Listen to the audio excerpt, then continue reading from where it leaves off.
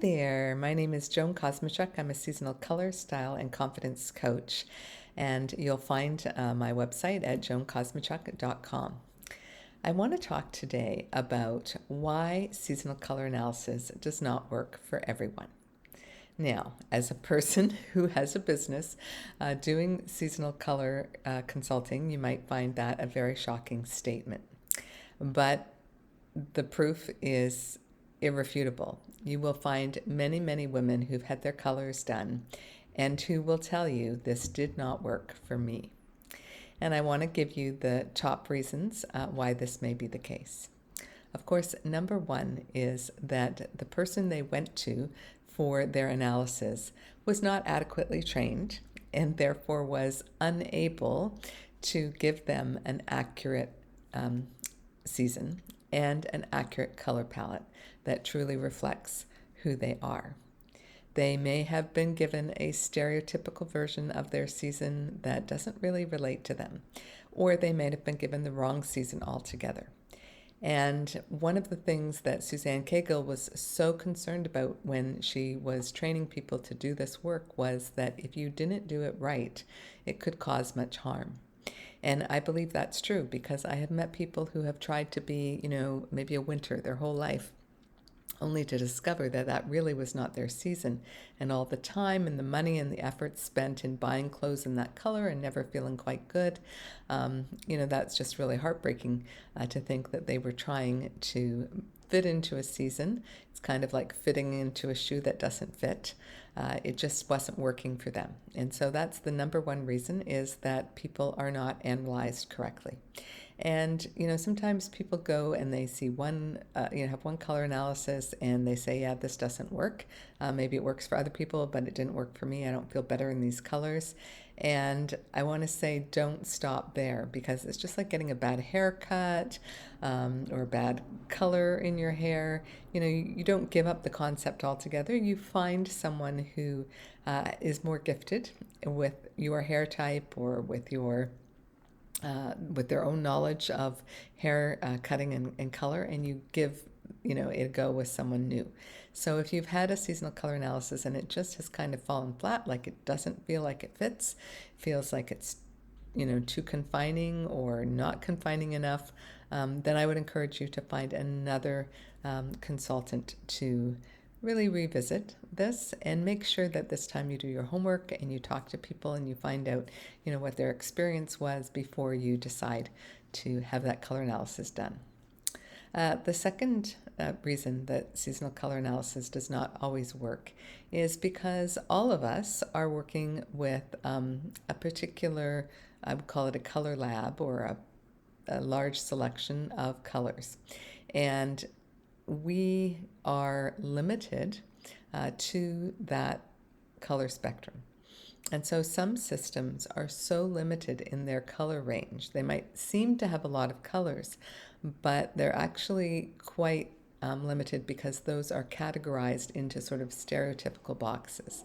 And there isn't opportunity or room to take some colors from this subseason and this subseason and put them together to create a more accurate reflection of your particular coloring.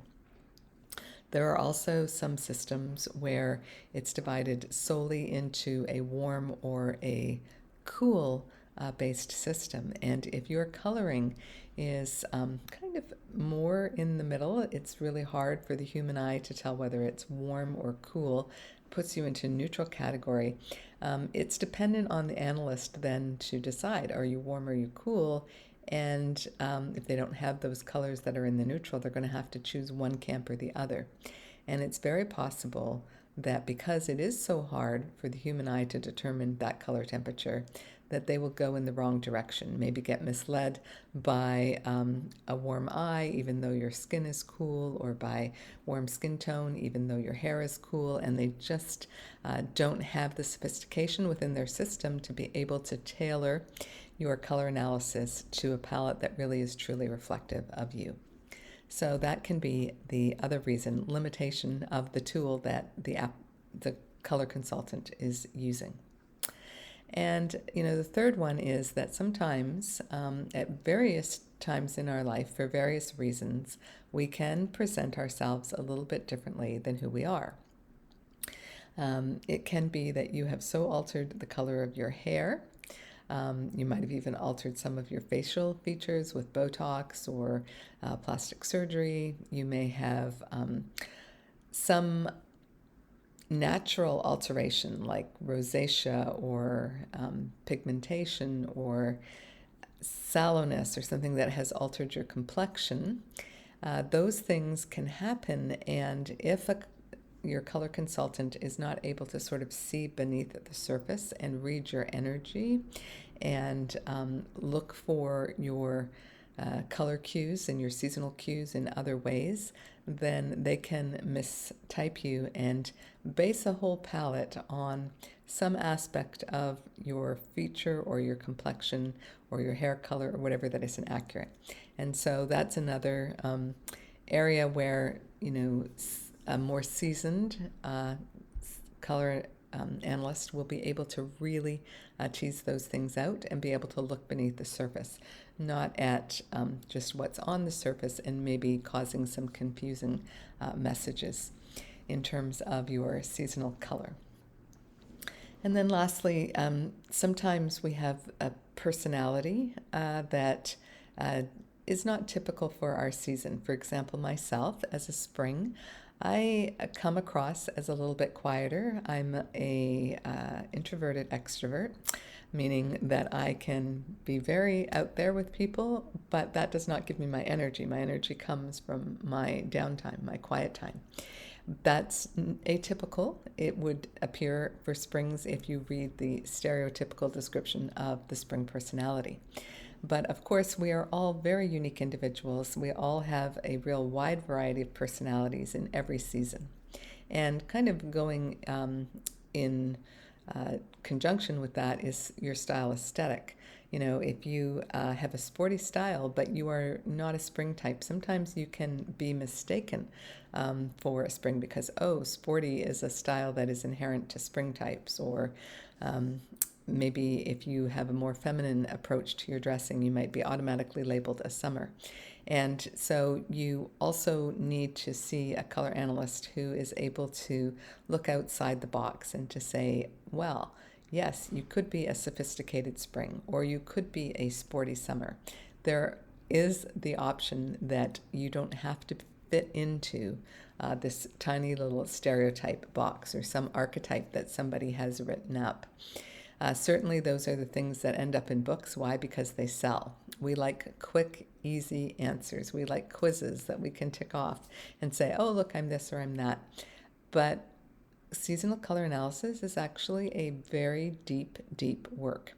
If you do it properly, it will transform you from the outside in. Because as we're growing up, we are all trying to find our way, find ourselves, look for who is really us, and what is our philosophy, what is our spiritual place, where do we fit in the world, what is our purpose? We have all these questions. And when it comes to dressing, because it's something we all have to do every day, we have a tendency to look around us and try to emulate someone we admire. And sometimes, if we're lucky, that person that we look to emulate is the same season and wears the same colors as us. But more often than not, it might be someone who's very opposite to us. So if you're, blonde and blue-eyed, you might be drawn to someone with dark hair and dark eyes and think, oh, that person just looks so exotic and glamorous. I wish I was them. Or if you are very pale skin, you might look at someone who has more coloring and think, oh, I just wish, I had their bright coloring. So we have a tendency to look toward people who we emulate who are a little bit different than who we are. And so we start to try on. Oh, that person is so fun. Let me start dressing like them. Oh, that person is so glamorous. Let me start dressing like them because maybe then I'll be glamorous or maybe then I'll be that fun person. And in that process, we actually lose sight of who we really should be dressing as, which is ourselves, so that we're presenting to the world the best version of us. But not just that, we're presenting to ourselves an accurate mirror of who we are. so that we're really seeing our own beauty. We are so fixated on seeing the beauty in others and seeing the lack of beauty in ourselves. And we've got that all backward.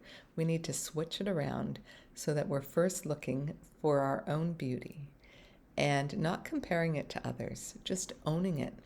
When we look at a garden of flowers, we will all have our favorites in the garden. Maybe you love a rose or a delphinium or a chrysanthemum, whatever your favorite flower might be. But it doesn't mean that you think all of the other flowers are not equally as beautiful. They just don't catch your eye in the same way or create the same attachment for you. It's the same for all of us in the garden of life. We are all beautiful, and we need to bloom in our own beauty. The rose can't become the dahlia, or we would completely lose the beauty of the rose and the purpose that it serves in the garden. So I just want to encourage you, if color analysis is something you've tried and it hasn't worked for you, think about why. Did you have a color consultant who just really wasn't well trained and maybe got you wrong? Did you have a color analysis that you feel got you right, but the colors just are not fine-tuned enough for you? Did you present maybe in a way that befuddled a color analysis person, and now you can identify, oh, maybe they were thrown off by this, that, or the other thing? Or, have you just discovered in yourself this kind of dichotomy? It's like, my coloring is this, but my personality or my style aesthetic is this, and I don't know how to make those jive. Again, you need a really experienced seasonal color analysis that can help you to really see your subseason, to see your particular expression of your season, and that's when the true magic happens. So I just want to encourage you, even though I started off saying that color analysis doesn't work for everyone, I want to encourage you to not give up on the process. Give it another try. See if you can't find your personal seasonal color harmony, because it really will transform you from the outside in.